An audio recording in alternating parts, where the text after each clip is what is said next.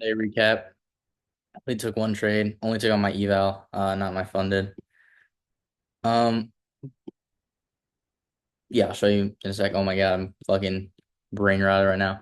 Okay, so going into the day pre-market, right?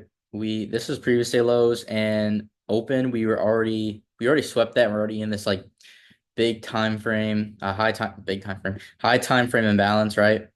We kept displacing through it. Um, So basically, all I wanted to see was I wanted this low and this low because I think that's a draw. I still think that is a draw, probably. Just from the reaction from here. I'm gonna mark out this 1 hour though, because this is something that I did take. I'll mark out the top of it actually too. Okay, so where are we? Yeah. Okay. So market open was like down here, right? Where was it? Right here. Um, So we are in a 5 minute. I want to see this inversed, and if that's inverse, we're going lower or whatever. We did get that kind of right here, but like I'm not entering on this candle. This is a doji, and like it's also market open. I don't really like to trade too far, too close to market open. And then, excuse me, sorry. As you can see, price action was pretty bad. It's a high resistance day, as you can see. There's no on the 5 minute, like. Oh my God, I fucking hate this shit. On the 5 minute, there was zero 5 minute gaps, literally none until this one was bullish and I wasn't long bias. So all of this just shows me that today is just a lower probability day and that I should not trade that. So going back on the 1 minute real quick. So yeah, we're displacing down, displacing down. We get a retrace right here. Now this on ES there was a 5 minute gap. On NQ there was absolutely zero gaps. There's a tiny 2 minute gap up here that we tapped into.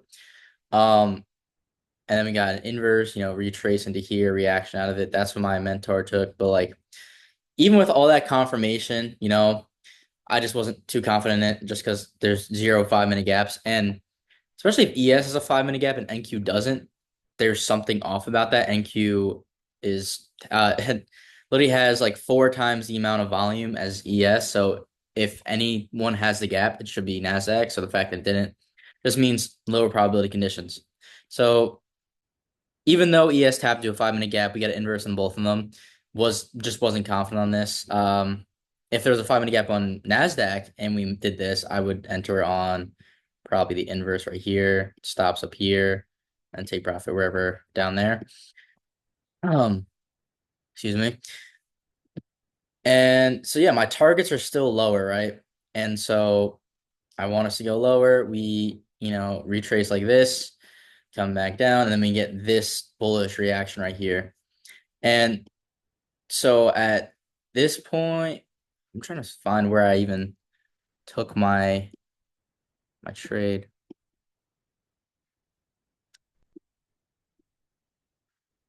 I'm sorry. I don't even know where I took my trade. Holy shit. Oh no, I do. Okay.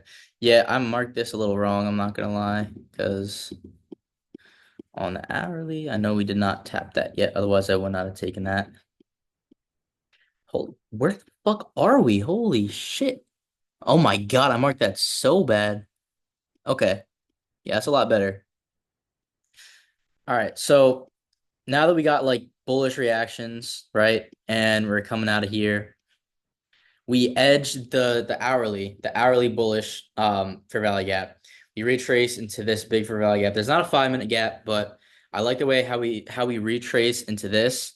And on ES is more bullish. ES still is yet to tap it. It's up here on ES, and ES inverts it, and then we have Fair Valley gaps down here. If we tap into those Fair Valley gaps, we are going to respect that, in my opinion, and go higher. Because what are we doing? We are making higher highs and higher lows. So when we make this low right here, we don't sweep anything, right? And then we get an inverse. This low is protected. This low right here is protected. So as soon as we tap into this fair value gap right here, even though ES is more bullish, I don't have like enough, especially on my eval, there wasn't enough volume for me to actually like risk heavy on ES. So I just entered on NASDAQ, the tap in right here, absolutely like 0 ticks into drawdown. And I got out what? I guess yeah, I guess my stops were here, I guess. Yeah, honestly, that's perfectly fine. So yeah, ES inverse it. We got the displacement I wanted to see. Nasdaq didn't exactly inverse it yet, but we retraced to a fair value gap on ES, so I entered off of that. And then I took out as soon as ES swept this high. Oh, the gap was right here actually on both. But as soon as this swept right here, this candle, I took it out like mid that candle. Actually, it wasn't a 2RR. I'm retarded. I did put my stop down here, but I got out for like a 1.5. So I was risking like 1,000, made 1,400, a little less than 1,000, but made 1,400 back at basically break even on the eval. So that's good. Didn't take it on the funded just because you know, I, I don't need to show you. It's pretty shitty price action today. Um And honestly, that's the only setup, which even that setup was like, okay. Um, we got a 5 minute gap tap right here, I believe. But I just want to be confident in that. Just because if we're gonna react, we're probably gonna react from this 1 hour, and this reaction was pretty good for bearish. But then we kept going. We swept this high and displaced past that, edged the high again, got a deep retrace. I am willing to bet that there is probably a 5 minute gap we tapped into. If not, price action is just ass, as we know. Um, yeah, we got a 5 minute gap tap right here after edging those highs. I hate scrolling like this, bro. It's so annoying. So we tap to the 5 minute gap. We get a strong reaction right here. Now, this is okay. But yeah, so the only thing with this actually is that ES tapped into that gap. So technically, Nasdaq doesn't need to necessarily, and we could just reject from there because this is on the hourly. Um, yes, it's fine. On the hourly, holy fuck. I still think we're bearish, right? I still think we're gonna hit these lows. This didn't hold, which is fine, but this big fair value gap should hold, and this is where I expect to reject from. So when ES taps that, I no longer want to really take anything because I think this is where we reject. So if that didn't happen, this inverse right here, inverse this gap, there's a 1 minute gap above it, but this reaction is really good. Stops right here. Your target's up at this gap. And it depends on the reaction of this 1 minute gap. If you get if you're kind of not, if you're reacting like that fair value gap is actually there, like you are reacting from that bearish fair value gap because you're filling orders and you're about to go down. Break even. But if you're not like if it's not bearish, it's gonna act like it's basically not there. That candle, this big candle, that is exactly what you want to see. It's acting like it's just not there. And so at this point, right, let's say you can honestly get in half size right here, TP right there, right? Stops right there. You get that displacement up there. You can move your stops to probably down here and wait for a tap back into there. Average your position out to like here. Stops down there. So you're risking probably same amount, and you're just in heavier, and boom, TP hits.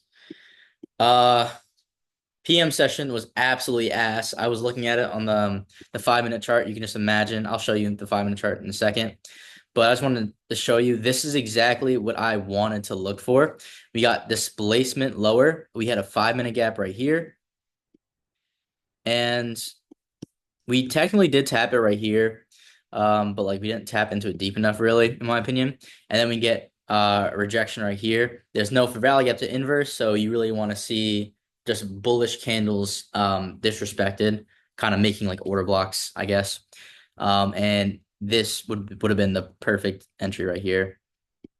Um, Gone break even at those lows. Actually, could you have? Oh yeah, we didn't sweep it yet. Okay. Wow, that's close. Um, and then yeah, you target. Let's see what the targets would have been. That's a 15-minute gap too, actually. Uh, yeah. Honestly, your target probably would have been this gap right there. Ugh. Okay, that's pretty bad. Um, yeah. So at this low, you just go break even and then you hold it to at least 1 or R.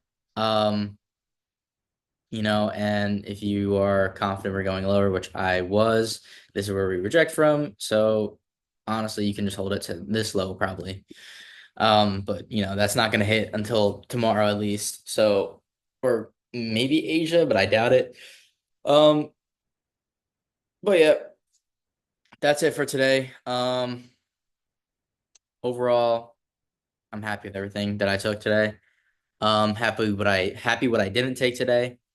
Um, and yeah, I don't expect good price action because tomorrow's New Year's Eve, but and I'm not trading New Year's, obviously, it's bank holiday. But Thursday and Friday, hopefully we get some good price action. And tomorrow we might too. Who knows? I'll be on. Um, but yeah, no, this week is well, the rest of my trading is gonna be, but mainly this week is just gonna be focused on one trade.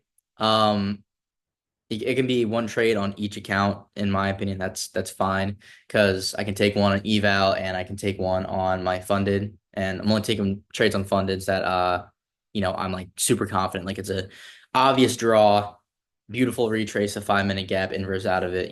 That's the funded, and I'll also take on eval, obviously.